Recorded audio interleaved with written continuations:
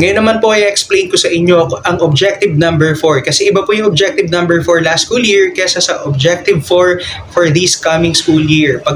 Ang objective number 4 po natin for this school year ay displayed proficient use of mother tongue, Filipino, and English to facilitate teaching and learning. So tatandaan nyo po yung key term para dito, proficient use.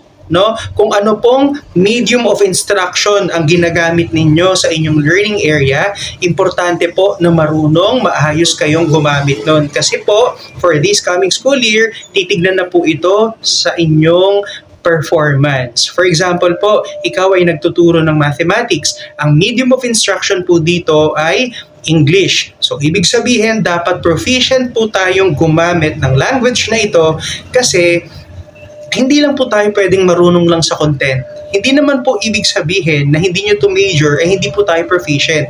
Kasi ang language po ang ginagamit natin para makipag-communicate ng maayos sa ating mga learners. Tayo po ang model ng mga estudyante natin in terms sa pag-construct ng ating grammar, pag-construct ng maayos na sentence, the way kung paano natin dinideliver ang ating mga ideas and perceptions regarding po sa topic. Kaya tayo po bilang mga teacher, chine-check ng Department of Education kung tayo po ay proficient sa paggamit ng medium of instruction na meron tayo. For example nga po, mathematics, ang medium of instruction ay English. So, i-check po dito mga kasama yung ating capacity. Paano natin ginagamit ang English, for example. And kapag halimbawa naman araling panlipunan, Filipino naman po yung ginagamit doon. So gaano tayo katatas sa paggamit ng wikang Filipino habang tayo po ay nagtuturo ng araling panlipunan. Ganon din po sa iba't ibang mga learning areas. Bakit kailangan po itong isama na kailangan mag-gradean sa inyo?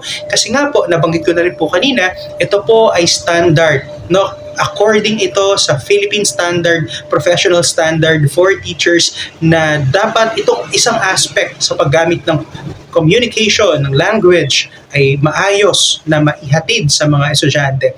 So COT rin po ang ating MOV para dito at makakakuha tayo ng 5 kapag level 7 ang binigay sa atin sa COT sa actual teaching po ninyo, quality. Tatandaan po pala natin mga kasama na meron po tayong 4 na graded observations for this school year. Kaya dapat maaga pa lang makapag-prepare na po kayo para hindi tayo magka-cramming at makapagpa-check kayo ng maaga sa inyong mga raters at maayos po ito at pagkaroon kayo ng agreement.